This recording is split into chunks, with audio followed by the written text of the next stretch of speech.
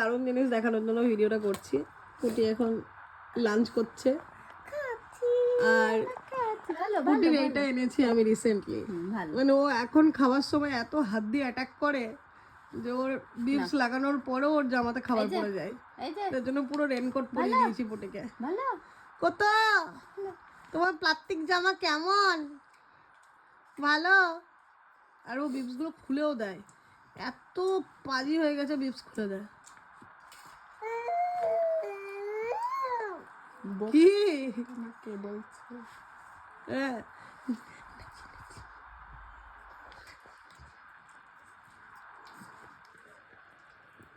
কি খাচ্ছ? চিকেন? হ্যাঁ হ্যাঁ, ওগো চিকেন খাচ্ছ তুমি? ডালু ভাতু আর চিকেন, কি মজা, কি মজা।